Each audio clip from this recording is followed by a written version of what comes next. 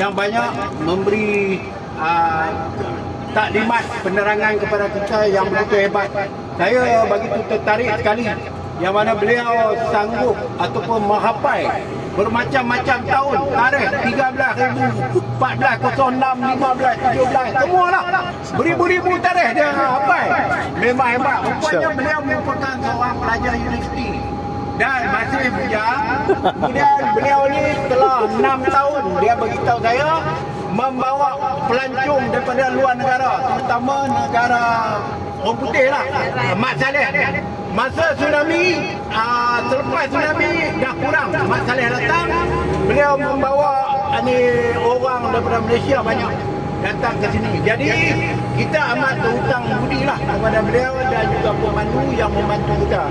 Jadi dengan tidak membuang masa, kita menyebut Kak Min untuk menyampaikan sumbangan yang mana kita telah tadi memberi wang. Jadi ada 2 kapul ni.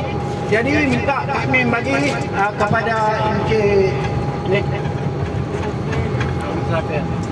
Ya. Ada. Masya-Allah.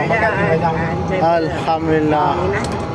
Makluman ini pertama kali travel Kak Min jumpa musafir ni. Masya-Allah, alhamdulillah. Sebelum ni Kak Min banyak puluh kali dah, tetapi musafir bukan mengikut Kak Min. Musafir grup lain. Jadi rezeki dia bertambah. Dia beritahu 19 bulan ni ada satu grup lagi yang akan datang, ambil dia juga. Jadi dia seronok. Dia kata ini adalah daripada Allah. Sementara kepada pemandu kita, Encik Fadli, tengah bawa kereta, kita tak boleh nak panggil dia mari ni, kereta betul longkang.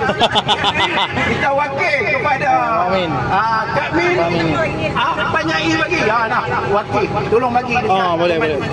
Okey dah? Jadi kami minta maaf.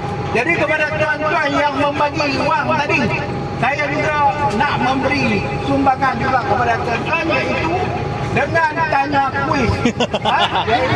Siapa boleh jawab? Dia apa nama ni? Kuis berkaitan dengan yang kita datang. Untuk dua orang saja ataupun 3. Nanti kita akan Masya-Allah. yang pertama, siapa nak jawab angkat tangan ataupun boleh angkat tangan sekarang, boleh. Angkat tak ada lagi. Okey ya. Orang lain jangan bagi tahu, cuma kita seronok-seronok ya. Okey, di perkuburan tadi kita telah pergi. Berapakah jumlah mangsa tsunami yang terkorban di situ? Angkat tangan. Okey, Pak Zubudin. Berapa? 147,000 orang kat situ. Okey. Tak betul. Ini 42,000. Tak betul. Okey. Yang hidung. Saya dengar. Banyak yang tak dengar yang nak. 2-6 salah. Gini.